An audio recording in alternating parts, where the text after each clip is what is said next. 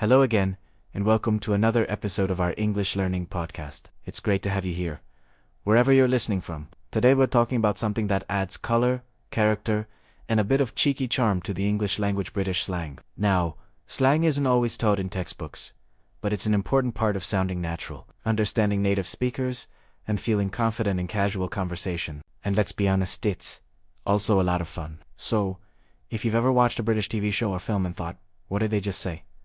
This episode is for you. Put the kettle on, sit back, and let's dive into the weird, wonderful world of British slang.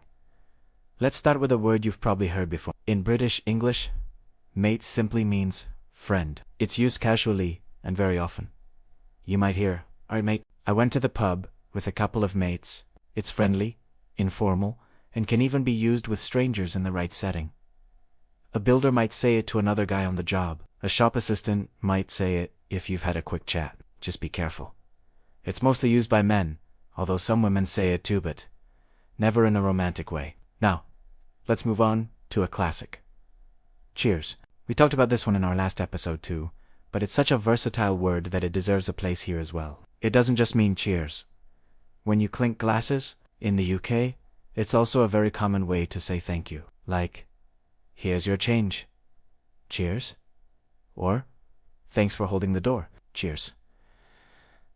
Mate, and yes, it can even mean goodbye, depending on how you say it. "Alright, I'm off, cheers." One word.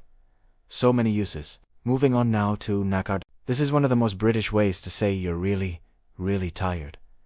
"I didn't sleep last night. I'm absolutely knackered."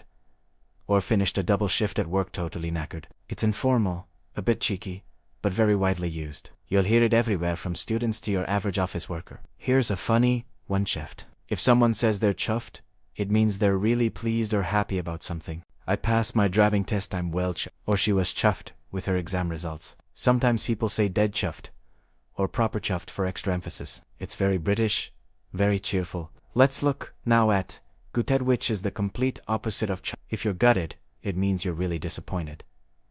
"I missed the concert, I'm absolutely gutted." He didn't get the job. He was proper gutted. It sounds quite dramatic, but it's common, especially when talking about sports or missed opportunities. Now, here's one you might hear in casual conversation, especially in cities like London. Bloke. A bloke is just a man. Simple as that. He's a nice bloke. Some bloke came to fix the boiler. It's informal, friendly, and a very typical way to refer to a guy you don't know very well. Let's go a bit cheeky now. How about dodgy? If something or someone is dodgy, it means they're suspicious, unreliable, or a bit unsafe. "That car looks dodgy. He's a bit of a dodgy bloke. I had some dodgy takeaway last night." It's a great word that covers a lot of ground, from food, to deals, to people you don't quite trust. And speaking of food, let's talk about short for scrumptious. Scrummy means something is delicious. It's a bit playful and more common among kids or people being cute.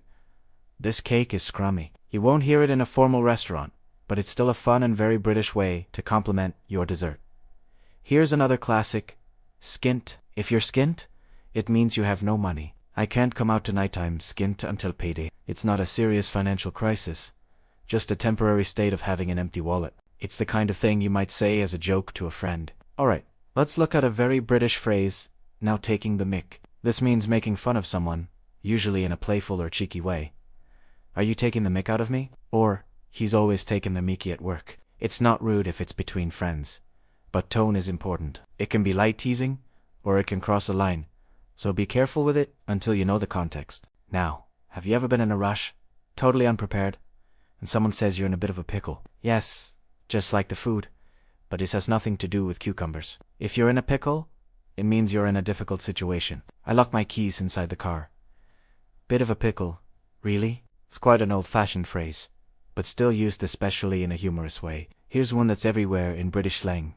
Proper. Now, you know proper, as in correct, but in slang, proper is often used to mean very or really.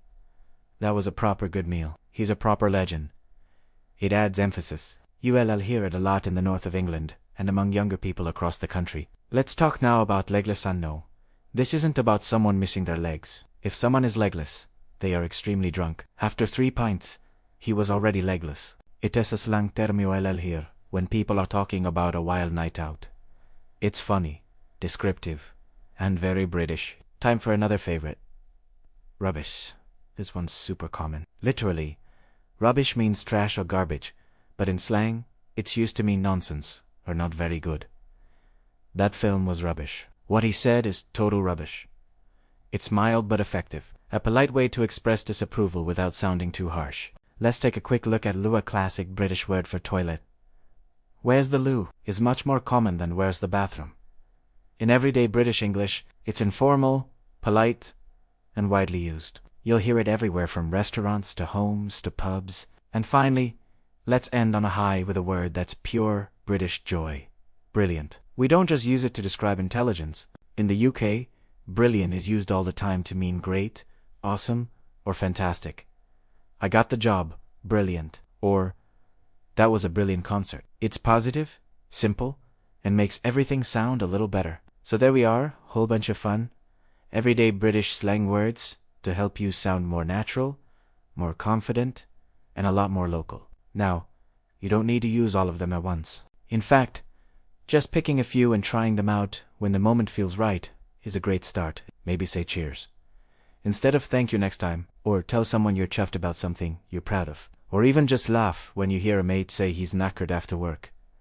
Slang is about connection, it's about culture, and it's about having a bit of fun with the language. Thanks so much for listening today. I hope you've had a proper good time and learned a few new expressions along the way. Until next time, stay curious, stay confident, and as always, cheers.